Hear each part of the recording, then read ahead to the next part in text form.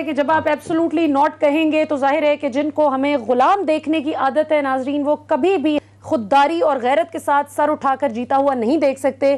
لیکن یہی وہ کہتے ہیں نا کہ when the going gets tough, the tough gets going. تو انشاءاللہ اللہ خیر کرے.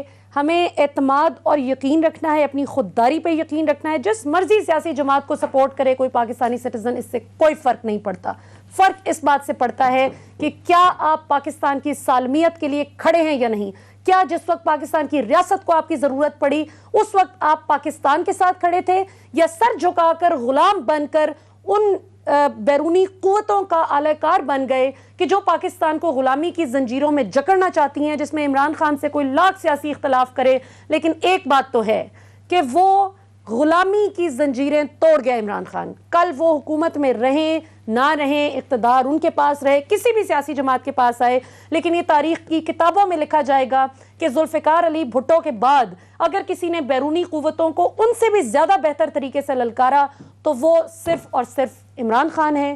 باقی ظاہر ہے کہ اپنی سیاسی غلطیوں کے باعث انہوں نے بھی بہت سا نقصان بھی اٹھایا، اور آئندہ آنے والے انتخابات میں اٹھائیں گے بھی. جب یہ ان لوٹوں کو اور ضمیر فروشوں کو جو آج ان کو دھوکہ دیے بیٹھے ہیں، جس وقت ان کو کہا جا رہا تھا عمران خان صاحب کو کہ ان کو نہ دیں ٹکٹ، اپنے نظریاتی لوگوں کو دیں جنہوں نے محنت کی ہے، اس وقت خان صاحب کا خیال تھا کہ نہیں یہ الیکٹیبلز الیکشن جیتنے میں مدد دیں گے. لیکن عمران خان صاحب کو بھی بہت کچھ ریویو کرنے کی ضرورت ہے.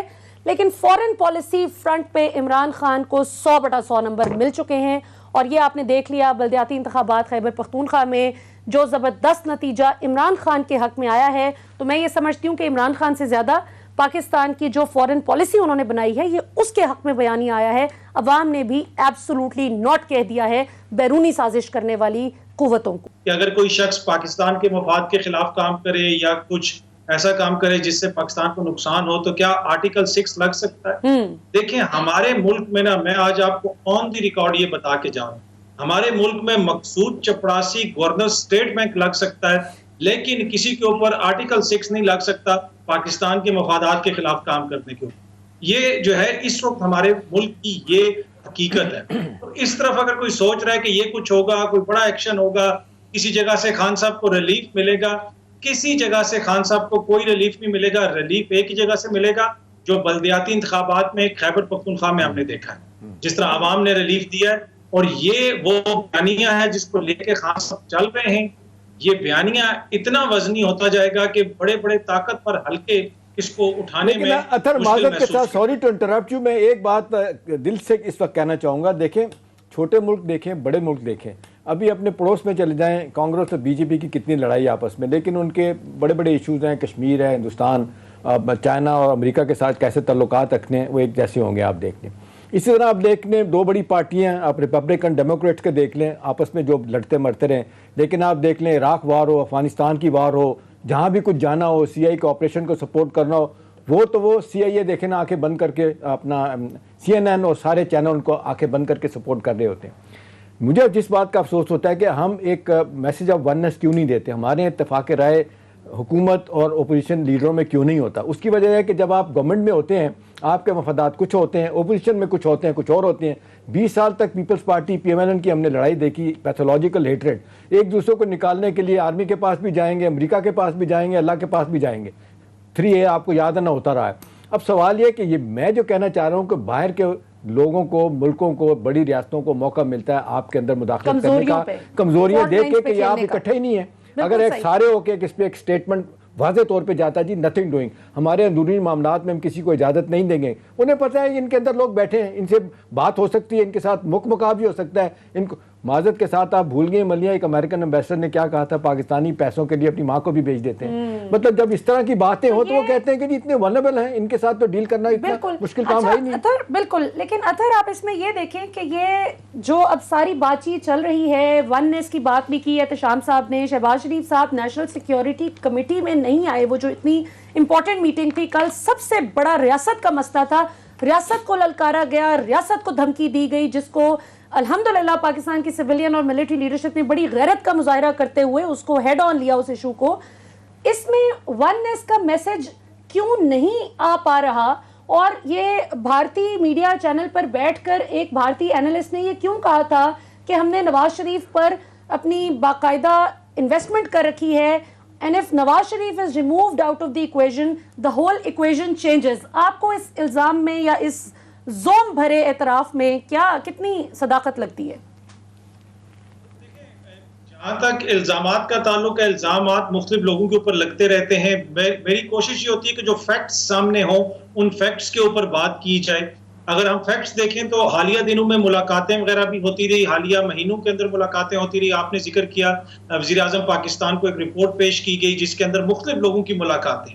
اب یہ دیکھ لیں کہ شہباز شریف صاحب ہمارے اگلے وزیر اعظم کے امیدوار ہیں، تو وہ کبھی امریکن کونسل جنرل کو مل رہے ہیں، کبھی ڈپٹی ایمبیسڈر کو مل رہے ہیں. ان لوگوں کی کیا حیثیت ہے سوائے اس کے کہ ان کی چمڑی سفید ہے؟ اس کے علاوہ ان کی کیا ہے؟ وہ عام سے لوگ ہیں، وہ بیوروکریٹ ٹائپ لوگ ہیں، اتنا ان کا کیا پریشر ہے؟ مطلب اپنے ملک میں حالت یہ ہے کہ جو بندہ 2 کالم آپ کے حق میں لکھ دے اس کو آپ سفیر لگا دیتے ہیں یا اس کو آپ سینیٹر بنا دیتے ہیں، اور دوسرے ان ممالک کے جونیئر لیول کے ڈپلومیٹس کے سامنے ہماری لیڈرشپ ایسے بیٹھی بھی اپنا مقدمہ پیش کر رہی ہوتی ہے کہ جیسے خدا نہ خواستہ دنیا کا نظام وہ لوگ چلاتے ہیں. بھائی ایسی بات نہیں ہے. میں اگین یہ کہوں گا کہ مجھے نہ بھارت سے شکوہ ہے نہ امریکہ سے شکوہ ہے، مجھے تو اپنوں سے شکوہ ہے نا کہ ہمارے لوگوں نے کیا کیا. جی ان کا وہ تو اپنے ملک کا دفاع کریں گے، اپنے ملک کے مفاد کے لیے کام کریں گے.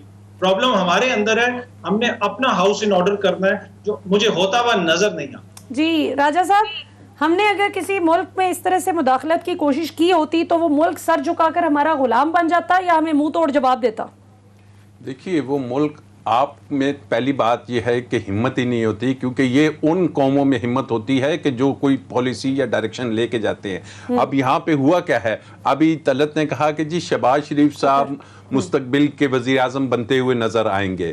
اب اس خط کی اور اس کی وجہ کوئی یہ نہیں ہے کہ ہم کرملن چلے گئے تو ہم ادھر چلے گئے. اس خط کی وجہ یہ ہے کہ جناب ایک سیکنڈ اس کی وجہ یہ ہے کہ جناب عمران خان صاحب اس کو کیوں کھٹکا کہ اس نے قوم کو ویژن دینا شروع کیا، اس نے قوم کو بتانا شروع کیا کہ اس ملک میں جو کرپشن ہے وہ ایک ناسور ہے، اور اس نے کہا کہ جناب اس ملک میں ڈیمز بننے چاہیے، اس ملک میں فارسٹ بننا چاہیے، اس کی اکانومی ہونی چاہیے.